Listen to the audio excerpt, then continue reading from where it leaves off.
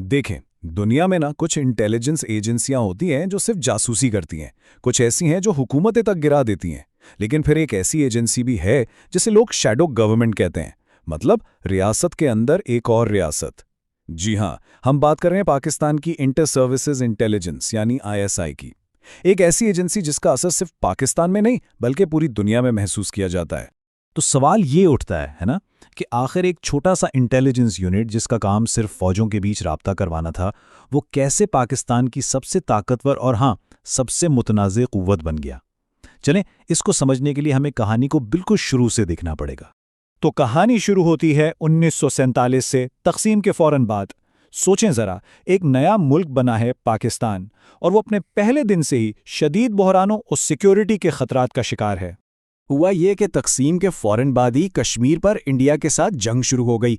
अब मसला ये था कि पाकिस्तान की आर्मी, नेवी और एयरफोर्स सबकी अपनी अपनी इंटेलिजेंस तो थी, लेकिन वो सब अलग अलग काम कर रहे थे। आपस में कोई राब्ता ही नहीं था, और इसका नतीजा मैदान जंग में नाकामी।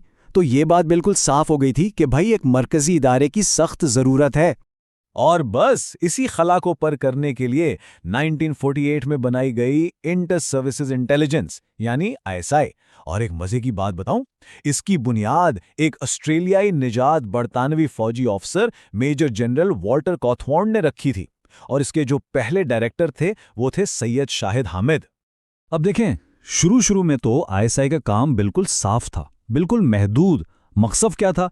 बस तीनों अफवाज के बीच इंटेलिजेंस शेयर करना और बाहर के खतरों पर, खासतौर पर इंडिया पर नजर रखना।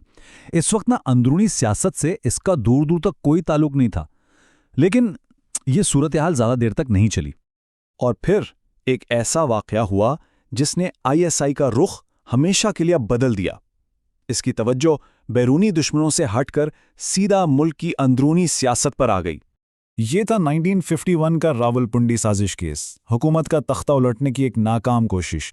इस एक वाक़े ने, आप कह लें, फौजी इस्टेब्लिशमेंट को हिला कर रख दिया। उन्होंने सोचा कि भाई मुल्क को खतरा सिर्फ बाहर से नहीं, अंदर से भी है, और ये जो सिविलियन सियासतदान है ना, ये इन खतरों से निबट ही नहीं सकते। और इसी नई सोच को मुसन्निफ जूलियन रिचर्ड्स ने बहुत खूबसूरती से बयान किया है। वो लिखते हैं कि फ़ौज ने पाकिस्तान बनने के कुछ अरसे बाद ही ये समझ लिया था कि सिविलियन हजरात कौमी सलामती को यकीनी बनाने के अहल नहीं हैं। बस यही वो सोच थी जिसने पाकिस्तान की सियासत की पूरी सिमत ही बदल डाली। और इसी सोच का नतीजा क्या निकला? पाकिस्तान की तारीख में 4 फौजी बगावतें, और हर मार्शल लॉ के साथ फौज और उसकी अपनी इंटेलिजेंस एजेंसी आईएसआई का सियासत पर कंट्रोल और भी मजबूत होता चला गया। फिर आया वो दौर जब इलाकाई और आलमी लड़ाइयों ने आईएसआई की ताकत, उसके दायराकार और उसकी सलाहियतों को आप समझें कि आसमान पर पहुंचा दिया। देखें, मुल्क के अंदरूनी मसले और कश्मीर का महाज तो चल ही रहा था, और आईएसआई इसमें मसरूफ थी। लेकिन जिस एक चीज़ ने उसे एक इलाकाई एजेंसी से उठाकर एक आलमी ताकत बनाया ना, वो थी 1999 की सोवियत अफगान जंग। इस जंग में आईएसआई अमरीकी सीआईए की सबसे अहम पार्टनर बन गई। अरबों डॉलर, जदीद तरीन हथियार, सब कुछ आईएसआई के जरिए मुजाहिदीन तक पहुंच रहा था। और इसी चीज़ ने आईएसआई को वो ताकत और वो आलमी तजुर्बा दिया जो पहले कभी नहीं था। अब अपने से इतने बड़े दुश्मन यानी इंडिया का मुकाबला करने के लिए आईएसआई ने एक खास हिकमत अमली अपनाई। इसे कहते हैं एसिमेट्रिक वॉरफेयर। इसका मतलब बहुत सादा है कि भाई सीधी जंग लड़ने के बजाय दुश्मन को छोटे छोटे खुफिया ऑपरेशंस, प्रॉक्सी ग्रुप्स और मुसलसल हमलों से इतना थका दो, इतना कमज़ोर कर दो कि वो खुद ही हार मान जाए। इसी को कहते हैं डेथ बाय 1000 कट्स या 1000 जख्मों से मौत की पॉलिसी। तो सवाल ये है कि आज ये डीप स्टेट या रियासत के अंदर रियासत आखिर काम कैसे करती है। चलें ज़रा इसकी साख्त को समझने की कोशिश करते हैं। देखें, कागज़ों में तो डीजीआईएसआई को वज़ीर आज़म मुंतखब करता है, लेकिन हकीकत इससे बिल्कुल अलग है। होता यह है कि फ़ौज का हेडक्वार्टर यानी जीएचक्यू नामों की एक लिस्ट भेजता है, और हतमी फैसला भी वहीं होता है। वज़ीर आज़म की मंजूरी ज़्यादातर सिर्फ एक रस्मी कार्रवाई होती है। हमने ये 2021 में देखा भी, जब वज़ीर आज़म ने अपनी पसंद पर जोर देने की कोशिश की तो आखिर में बात इस्टेब्लिशमेंट की ही मानी गई। और एक और अहम बात, आईएसआई की लीडरशिप हमेशा सिर्फ पाकिस्तान आर्मी के हाजिर सर्विस जर्नलों के पास ही होती है। सिविलियन एक्सपर्ट्स वहां होते हैं, लेकिन सिर्फ सपोर्ट रोल में या तज्जियाकार के तौर पर। अब इस ढांचे से होता क्या है, ये यकीनी बन जाता है कि एजेंसी की सोच और इसकी वफादारी हमेशा फौज के साथ ही रहे, ना कि किसी मुंतखब सिविलियन हुकूमत के साथ। अच्छा, पाकिस्तान में दूसरे इंटेलिजेंस और सिक्योरिटी इदारे भी हैं, जैसे FIA है, IB है, लेकिन इन सब में जो मरकज़ी और सबसे ताकतवर पोजीशन है ना, वो ISI की ही है। कौमी सलामती का कोई भी बड़ा मामला हो, ख़त्मी फैसला, ख़त्मी राय इसी की मानी जाती है। ISI का जो मोटो है वो 3 इस्लामी उसूलों पर है: ईमान, तकवा और जिहाद फी सबीलिल्लाह। और ये सिर्फ अल्फाज नहीं है, ये असल में इस नज़रिए को ज़ाहिर करते हैं जिसके तहत एजेंसी का काम सिर्फ एक कौमी फरीज़ा नहीं बल्कि एक मजहबी जिम्मेदारी भी बन जाता है। और यही नज़रिया उसके अफसरान के अंदर एक गहरी कमिटमेंट और मकसद का एहसास जगाता है। तो अब हम आते हैं आखिरी सवाल पर। ISI की मीरास आखिर है क्या?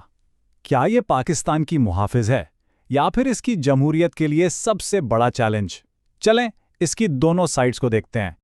ISI के बारे में ना आपको हमेशा 2 बिल्कुल अलग अलग कहानियां सुनने को मिलेंगी। एक तरफ वो लोग हैं जो उसे एक इंतहाई प्रोफेशनल और मुहिब वतन इदारा मानते हैं जो मुल्क की हिफाजत करता है, और दूसरी तरफ वो लोग हैं जो इस पर इख्तलाफ करने वालों को दबाने, लोगों को गायब करने और तशद्दुद जैसे संगीन इल्जामात लगाते हैं। तो क्या इस इदारे में कोई इस्लाह, कोई रिफॉर्म मुमकिन है?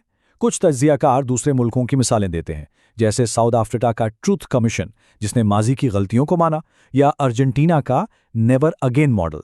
लेकिन शायद सबसे बड़ी ज़रूरत इस बात की है कि ISI के अंदर से ही कोई ऐसी लीडरशिप सामने आए जो खुद तब्दीली लाना चाहती हो। आजकल आपने एक लफ्ज़ सुना होगा, हाइब्रिड रिजीम। पाकिस्तान के सियासी निज़ाम के लिए ये अक्सर इस्तेमाल होता है। इसका मतलब क्या है? मतलब ये कि सामने तो एक सिविलियन हुकूमत नजर आती है, लेकिन असल ताकत, असल फैसले वो फौजी एस्टैब्लिशमेंट के हाथ में होते हैं। और इस पूरे निज़ाम को चलाने में ISI का किरदार मरकज़ी है। और सच पूछें तो ये अब कोई राज नहीं रहा, ये एक खुली हकीकत है। और यही बात हमें एक आखिरी और बहुत गहरे सवाल पर लाकर खड़ा कर देती है। क्या कोई ऐसा इदारा जिसके हाथ में असल और हतमी ताकत हो, वो कभी खुद अपनी इस्लाह कर सकता है?